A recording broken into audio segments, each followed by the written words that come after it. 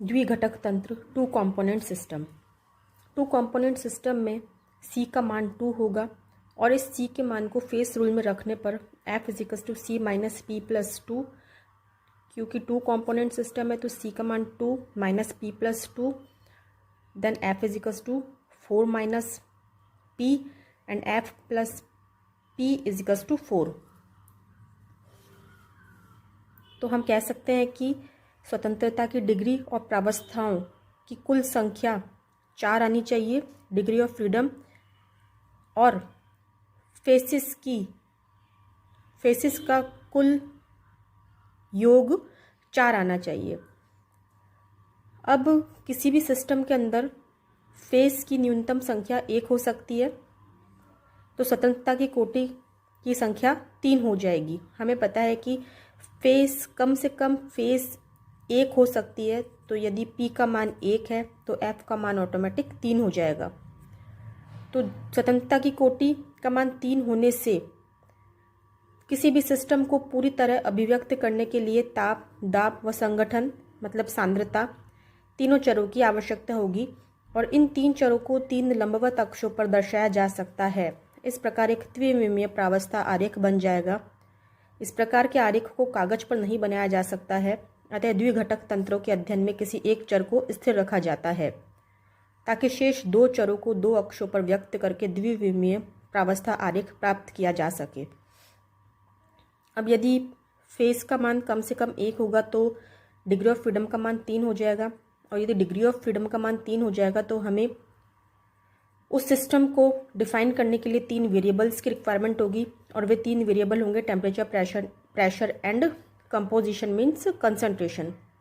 अब temperature, pressure और concentration को यदि हम लोग ग्राफ के थ्रू समझाना चाहेंगे तो एक 3D डायग्राम हमको मिलेगा, और वो 3D डायग्राम हम पेपर पर नहीं बना सकते हैं।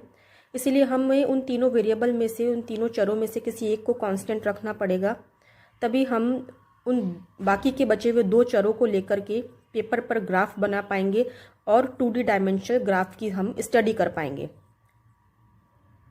तो डिग्री ऑफ फ्रीडम, स्वतंत्रता की कोटि का मान 3 न रखकर हम 2 रखेंगे, और इसके लिए हमें क्या करना पड़ेगा? अब इसके लिए हमें दाब का प्रभाव उपेक्षणीय रखना होगा, मतलब द्विघटक तंत्रों के अध्ययन में एक चर को स्थिर रखा जाएगा। ठोस द्रव साम्य में दाब को स्थिर रखा जाता है। यह करना सरल भी है, क्योंकि तंत्र का अध्ययन यदि खुले पात्र में किया जाता है तो दाब एक वायुमंडलीय स्थिर ही रहेगा। इन परिस्थितियों में वाष्प प्रावस्थाओं की उपेक्षा की जाती है, अर्थात तंत्र केवल ठोस व द्रव प्रावस्था में ही रहता है। इस प्रकार के तंत्र को संघनित तंत्र कहा जाता है, क्योंकि उसमें पदार्थ की केवल संघनित प्रावस्थाएं ठोस व द्रव ही ली जाती है। अब तीनों वेरिएबल्स मतलब टेम्परेचर, प्रेशर और कंसंट्रेशन में से हम प्रेशर को नेग्लिजिबल कर देंगे। यदि हम एक खुले बीकर के अंदर कोई रिएक्शन करवा रहे हैं, यदि खुला बीकर का हम सिस्टम लेते हैं, तो उस खुले बीकर पर जो प्रेशर लगेगा वो एटमॉस्फेरिक प्रेशर ही लगेगा, जो कांस्टेंट रह जाएगा, स्थिर रहेगा। तो प्रेशर को हम लोग कांस्टेंट कर देंगे, और यदि प्रेशर कांस्टेंट रख रहे हैं, इट मीन्स हम बीकर जो ले रहे हैं वो ओपन बीकर ले रहे हैं, खुला पात्र ले रहे हैं, तो उस खुले पात्र में हम उस वेपर फेस को नेग्लेक्ट कर सकते हैं, वाष्प प्रावस्थाओं की उपेक्षा कर सकते हैं, क्योंकि यदि खुले पात्र में वेपर्स बनेंगी तो वो एनवायरनमेंट में चली जाएगी।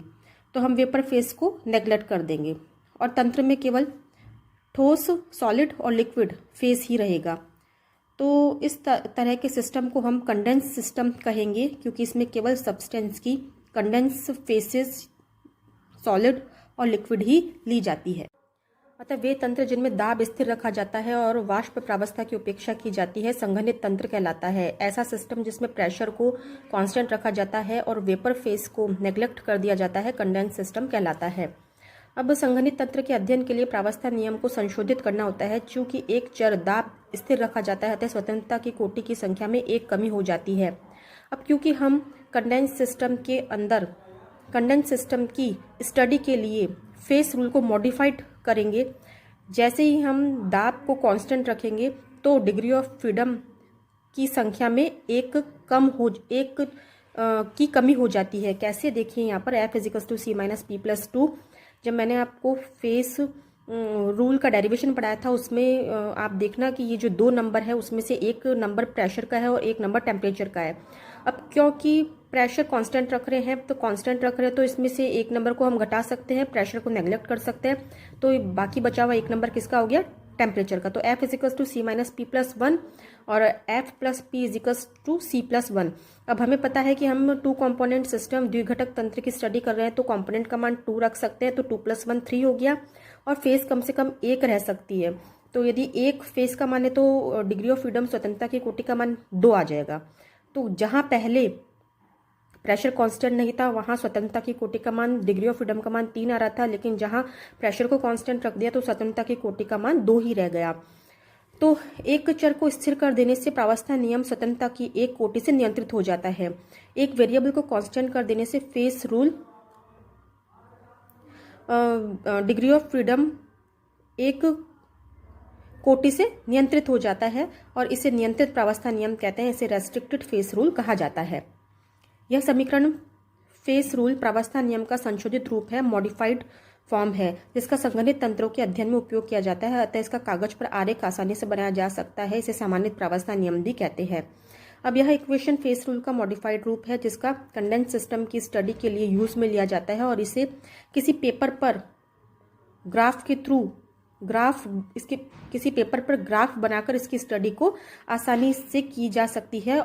इसे रिड्यूस्ड फेस रूल भी कहा जाता है।